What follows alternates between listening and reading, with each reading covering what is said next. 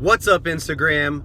It's your boy Tony Swedberg, and today I'm going to talk to you guys about finding the true objection, the real reason they're not buying. So yeah, the man, the machine, the money, also building certainty. A lot of people, you guys, don't buy because they're scared to make a bad decision. So find the true objection. How you're going to do that is ask a question like 1 to 10, 10 being, I'll buy right now, I'll take the car, or 1 being, I wouldn't take it for free. Where do you stand? Oh, I'm a 5. Okay, great. What would get you to a 10? Oh, I'm a 4. Great. What would get you to a 10? And find the true objection. Get it out of them, you guys. Have a great day. What's up, YouTube? It's your boy Tony Swedberg. Car Salesman says work your managers to sell more cars. Yes, guys, I worked my managers to death. They were getting sick of it. I mean, my first month I came in, I think in like 12, 13 days, I sold like 17 or 18 cars my first month. It was just like half the month left. It took a couple days to get the momentum going, but those 100 calls a day started compounding. And after like 400 calls, like my whole weekend was set up. I had like a 2-car day, a 3-car day, a 3-car day. Sold 3 on a Sunday. My first Sunday at a dealership. So I was just doing great, you guys. And I was working my managers, I knew that, people with bad credit, I would roll in like 13 grand of negative equity into like a Dodge Journey that was like 2018, 300 days old. We're taking like 15 grand off of it. So MSRP was like 30, minus like 15, roll in the 13. We're financing like the same, like MSRP or less, so I was getting people bought that, you could never imagine a 600 getting bought with 13 grand negative equity. Made sure the income matched up so their income could hold the payment. You can't have somebody on a $600 payment who makes 3 grand a month. It's just not going to work out. The banks aren't going to approve it. It's a high risk. So just working everything to the best I could. But also going through different managers. Sometimes I had a good manager that didn't want to work, so I'd go through him, and then I'd have to go to somebody else to send it to a couple more banks, or help me find a different car to pick.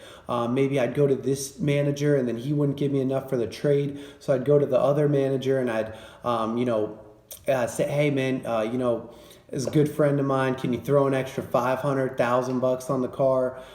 Take a look at it. He's like, yeah, I could throw you an extra $500. Great. And I was just putting deals together. So, if I needed some crazy good numbers, I know who to go to. I'd go to this guy.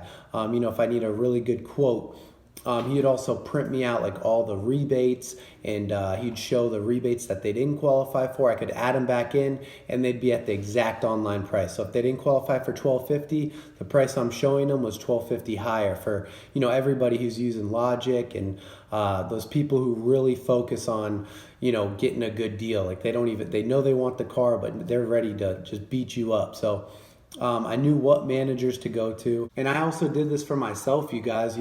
I think a lot of you out there have a tough time with managers. And if I walked downstairs from internet, which was upstairs, and I saw the manager I didn't like or I didn't work with, didn't get along with, I would walk right back upstairs until the manager I liked, came in and he was at his desk, and I'd work through him.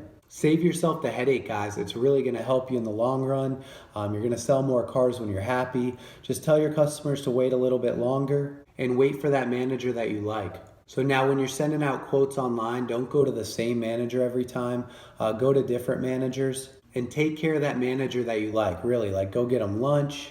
Every time you go to lunch, ask him what he wants. So even when you have people like leaving the dealership, like your manager didn't want to take that 3 grand loser, like once they leave, go to another manager. Once the deal's like, oh, they already left, everything's done with, go to another manager, be like, hey, could you take a look at a deal for me?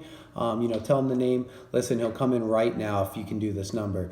Boom, he's like, yeah, you know what, tell him to come in, whatever. He's financing through us, cool. So, you can find managers that will do stuff other managers won't.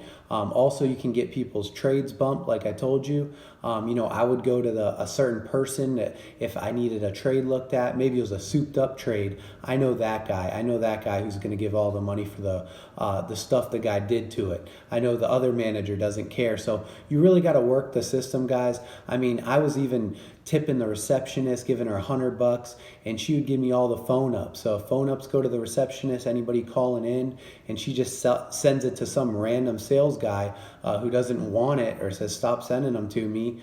Then you want to get those phone ups. Yeah, there's going to be a couple bad ones, but you just cycle through them. Maybe you got to answer a few questions, no big deal, but you guys are going to sell a lot more cars if you take a lot more opportunities. Remember that. Luck comes with volume and taking tons of opportunities. That's how I picked up the phone my last deal before I left. $14,000 deal, you guys. Another $5,000 for finance. Back when I was at Mercedes, I picked up the phone. This guy wanted this big van. He had food he was going to deliver. It's a big Mercedes van. He flew down. I picked him up at the airport in the van, drove back, did the paperwork, and it was an 11-pound deal. He flew in to get 11 pounded, you guys. So if you like that story and you like this video, make sure to hit the like button. It definitely promotes my videos, and subscribe if you haven't already.